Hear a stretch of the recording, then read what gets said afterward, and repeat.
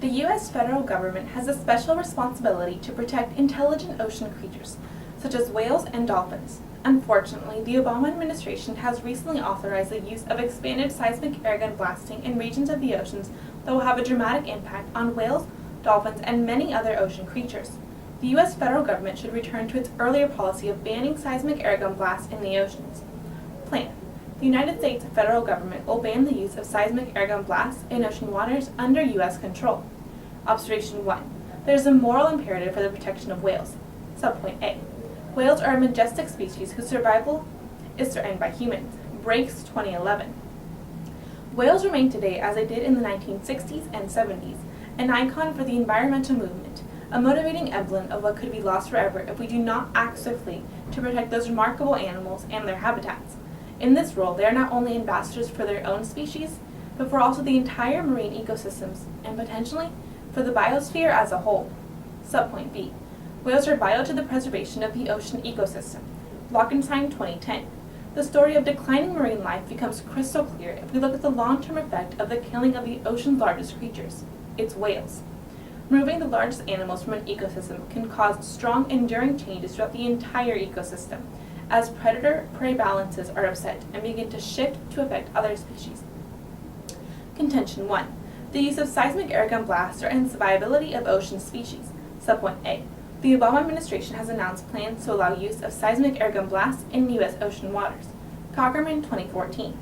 The Interior Department's plan is to start allowing underwater seismic airgun tests in an area from Delaware to Florida's Cape Canaveral, though most of the push for offshore drilling involves the waters off the Carolinas and Virginia.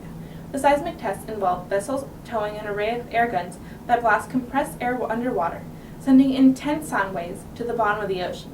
The booms are repeated every 10 seconds or so for days and weeks. Subpoint B. Seismic airgun blasts travel thousands of miles through the oceans. Holzenbach 2013. For marine mammals that are more sensitive to sound and depend greatly on their hearing, such as whales and dolphins, the airgun noise can be a severe threat. Airguns shoot low and high frequency sound, both of which can be harmful. The low frequency sound can travel thousands of miles away from the airgun source, interrupting whale calls and altering their behavior even at great distances. This is especially of concern for endangered baleen whales, such as the North Atlantic right whale, humpback whale, blue whale, and fin whale. Fin and humpback whales in a 100,000 square mile area stop singing in the North Atlantic because of such noise, and bowhead whales have abandoned their habitat because of it in Alaska. Scaring whales away from important habitats can prevent them from repeating, migrating, or reproducing for days to weeks at a time, and those reoccurring disturbances could affect their survival and the health of their populations. Subpoint C. Seismic airgun blasts will cause injury or death for many ocean species. Subpoint 1. Seismic airgun blasts injure and kill whales. Pike 2013. In mid-April, Oceana, a marine conservation group, estimated that nearly 140,000 whales and dolphins would be injured or displaced if the Obama administration allows offshore seismic to be shot along the U.S. Atlantic coast. The group cited a Bureau of Ocean Energy Management environmental study released in 2012 that estimated seismic acquisition could negatively impact as many as 11,748 bottlenose dolphins, 4,631 short-finned pilot whales, and 6,147 short-beaked common dolphins, in addition to eliminating some of the remaining 500 endangered North Atlantic right whales. Subpoint 2. Seismic airgun blasts injure and kill fish. Wildguard 2013. A wide range of acoustic impacts on fish has been observed.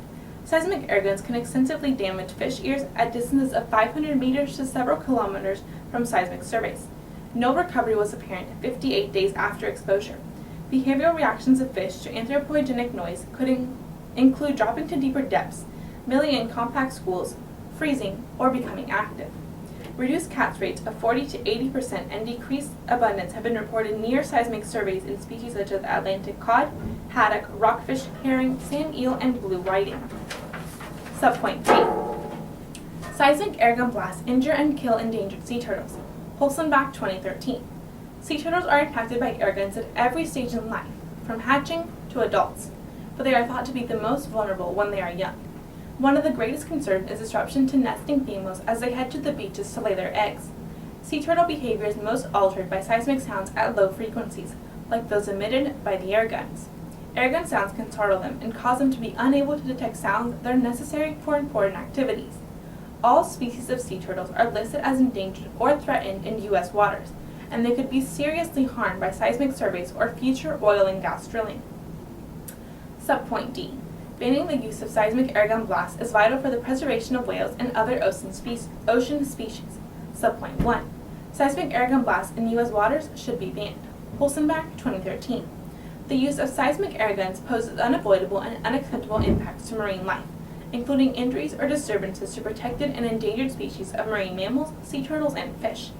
Due to the severity of acoustic harm caused by airguns, they should be phased out of use in U.S. waters, and all current proposals that incorporate the use of airguns should be denied. Subpoint 2. Alternatives to seismic airgun blasts are available. Leslie, 2014. Seismic surveys using airguns are extremely noisy. Much of the frequency spectrum of the noise created by the airgun explosions is not required for seabed analysis, and surveys may be repeated over the same areas of seabed. Other techniques for oil exploration are also available. And with that, I'm open for cross-examination and further points of clarification.